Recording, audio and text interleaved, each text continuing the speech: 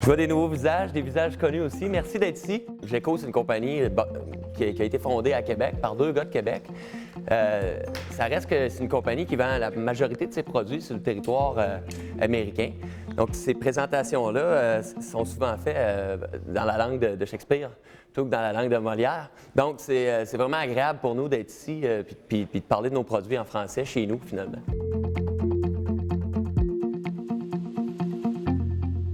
Le but principal de la journée, c'est d'expliquer comment les produits marchent beaucoup plus, comment les dépanner, comment les configurer et les installer.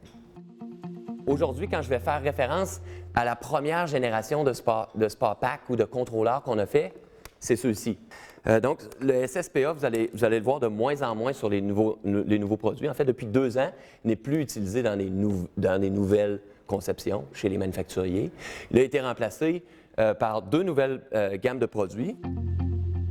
Donc, cette série-là, le premier qu'on a sorti, c'était le NXM. Donc, un peu de la même façon que le M-Class. Il supportait les spas plus haut de gamme. Donc, peut supporter 2 pompes 2 vitesses, une 3e pompe monovitesse, ensuite un blower, une pompe circulatrice et un ozonateur. Donc, il y a 9 relais, donc des sorties à relais finalement qu'on peut venir clencher ou activer pour contrôler différents accessoires. Il vient avec son propre réchauffeur qu'on appelle le Interm. Celui-ci a beaucoup d'électronique embarquée puis il marche conjointement. Un ne peut pas marcher sans l'autre. Le deuxième membre de la série X se trouve à être le NXE, E pour entrée. Entrée, oui et non, parce que celui-là a 5 sorties de contrôle à relais. Donc, avec ces 5 sorties-là, vous pouvez imaginer les configurations que le produit supporte. Donc, pompe 1 bivitesse, pompe 2, un blower ou une soufflerie, ozone. Donc, si la pompe 1 avait bivitesse, là, ça utilise 2 relais, évidemment. Je suis à 5 ressources. Okay? Ces contrôleurs-là offrent aussi une sortie, c'était la même chose pour le NXM, une sortie directement branchée, donc avec laquelle on peut accéder à du 120 ou du 240 volts, protégé par un fusible. Donc, c'est pratique pour brancher des systèmes au sel qui demandent à être toujours sous tension. Avec ces contrôleurs-là est venu des technologies nouvelles, des nouvelles façons de faire, surtout pour la détection de température et la détection de présence d'eau dans le chauffe-eau. Mais les grands avantages du NXE, là, ou du NXM et de la série X, là, ils sont évidents pour un manufacturier. Regardez, j'ai les codes de couleur. Mon travailleur sur la chaîne de montage, il ne se casse pas le basic à savoir où est-ce que la prise rouge va aller. Il l'installe dans la prise rouge, puis il ne peut pas vraiment se tromper. Si sur la ligne de montage, on a à brancher un clavier, bon, on le branche directement. Les câbles décident quel voltage est envoyé à l'accessoire aussi. Donc, le câble qu'on utilise avec un produit X doit être soit 120 ou 240 volts. Donc, il y a les câbles bas courant 120 volts et les câbles haut courant 120 volts. Et la même chose pour 240 volts.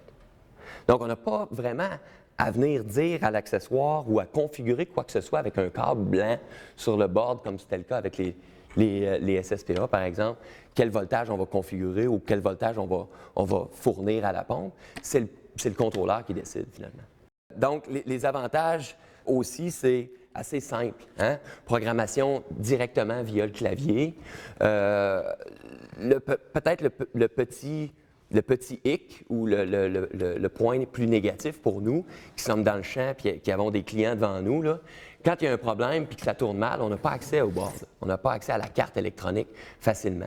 On a accès à une zone ici qui est le bornier de branchement. Okay? Puis ça, c'est un gros avantage. Là, le bornier de branchement dans ces produits-là, là, il y a beaucoup de place pour créer la loupe là, avec le fil. Les connecteurs aussi, on les a grossis. Vous les voyez sur les bords devant vous. C'est des connecteurs de type ascenseur. Donc, il est facile de rentrer un câble numéro 6 sans problème là-dedans.